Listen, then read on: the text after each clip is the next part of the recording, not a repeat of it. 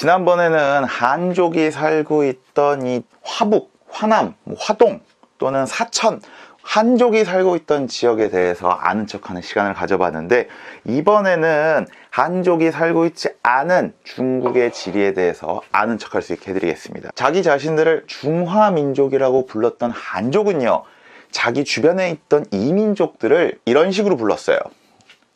이렇게 동쪽에 있는 지역을 동이, 그리고 북쪽에 있는 이민족들을 북적, 그리고 서쪽에 있던 서역에 있던 이민족들을 서융, 그리고 남쪽에 있던 이민족들을 남만이라고 불렀는데, 이것들을 따로 한번 이야기를 한번 해보도록 하겠습니다. 우선 지도를 대충 이렇게 그렸는데, 보시면 동쪽부터 넘어갈게요. 동쪽은 크게 우리가 3개 정도의 강만 알고 있으면 됩니다. 가장 중요한 건 바로 이 강입니다.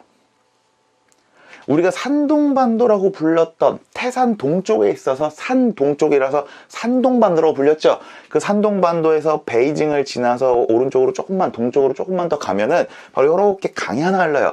이렇게 강이 흐르는 게 뭐냐? 바로 요하강입니다. 우리나라 말로는 요하, 중국말로는 랴오허강이라고 해요. 요하라고 불러요. 이 요하는요, 크게 그렇게 분석을 하면 돼요. 한족이 살고 있는 지역과 그 다른 민족이 살고 있는 지역을 구분하는 경계, 뭐라고요? 요하는 한족과 다른 민족을 구분하는 하나의 경계선이었다 라고 보면 됩니다. 두 번째, 이 북쪽을 이렇게 동서로 가로지르는 강이 하나 있습니다. 이 강을 흑룡강이라고 불러요. 그리고 다른 말로는 아무르강이라고 부릅니다. 이 강은 중국 근대인 청나라와 러시아의 경계선이에요. 실제로 러시아가 표트르 대제 이후로 동진 정책을 실시하다가 결국엔 중국이랑 맞닥뜨립니다. 그러면서 맺었던 네르친스크 조약 이후로 이 흑룡강, 러시아와 중국의 경계선으로 역할을 합니다. 그리고 또 하나, 이 북방에 있던 이민족들, 유목민족들의 젖줄 역할을 흑룡강이 해요. 이 아무르강이 하게 되는 거죠. 그리고 세 번째, 우수리강이라고 있습니다. 이 우수리강은요, 흑룡강의 지류예요. 만주와 연해주를 구분하는 강 역할을 합니다. 요렇게 구분을 하시면 돼요. 그래서 요 흑룡강 이북은 러시아, 남쪽은 중국 또는 청나라가 되는 거고요. 요동 서쪽은 주로 한족이 살고, 요동 동쪽은 이민족이 사는 지역이라고 보시면 돼요. 그리고 우수리강을 경계로 해서 동쪽은 연해주, 그리고 서쪽은 만주로 보면 될 것 같습니다. 그리고 지리적으로 봤을 때 요 지역, 요하의 서쪽을 우리는 요서 지역이라고 하고요. 요하강 동쪽 지역을 요동 지역이라고 해요. 그러면 이렇게 볼록 튀어나와 있는 반도, 산동반도 동쪽에 있는 반도 하나는 뭐라 그럴까요? 당연히 요동반도라고 부르겠죠. 그리고 또 하나, 요거 이제 한국사 고대에서 가끔씩 나오는데, 백두산을 기점으로 해서 흑룡강으로 흐르는 지류가 하나 있습니다. 요게 이제 송화강인데요. 이 송화강은 왜 중요하냐면, 이 한국사를 배울 때 부여가 이 송화강 유역에 자리를 잡습니다. 그리고 그 송화강 유역에 자리를 잡던 부여의 유민족들이 내려와서 세운 나라가 고구려가 되는 거죠. 그러니까 그 정도만 알고 있으면 돼요. 동쪽에 있던 민족들을 잘 보면은 어떤 게 있느냐?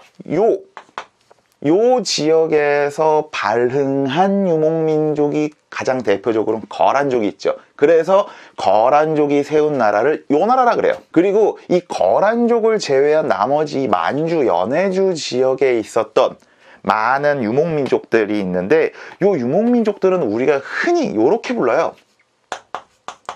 반농, 반목이다. 북쪽에 지냈던 유목민족들과 다르게 요 만주 지역, 그 연해주 지역에 있었던 유목민족들은 대부분 농사도 짓고 유목도 하는 그런 민족들이었습니다. 뭐 대표적으로 고대에는 말갈족들이 있었고요. 중세에는 여진족, 그리고 근세 넘어가면서는 만주족 등이 바로 요 지역에 있었던 유목민족들이었던 겁니다. 그리고 현대사로 넘어오면서 우리가 알아야 될 동북 삼성이라고 하는 지역 있죠? 동북 삼성. 많이 들어본 말이죠? 그러니까 중국의 동북쪽에 있는 삼성이 크게 어떤 지역이 있냐면, 이 삼성은 요렇게로 구분이 돼요. 요 지역에 있는 성이 랴오닝 성입니다. 요하 근처에 있어서 랴오닝 성이 되는 거고, 그리고 북쪽에 있는 성은 무슨 성일까요? 헤이룽장성, 흑룡강성이에요. 흑룡강에 있다 그래서 헤이룽장성. 그리고 이 가운데 있는 길림성, 지린성은 뭐가 있냐면 조선족 자치구가 있는 지역입니다. 그럼 이제 북쪽으로 넘어가 볼게요.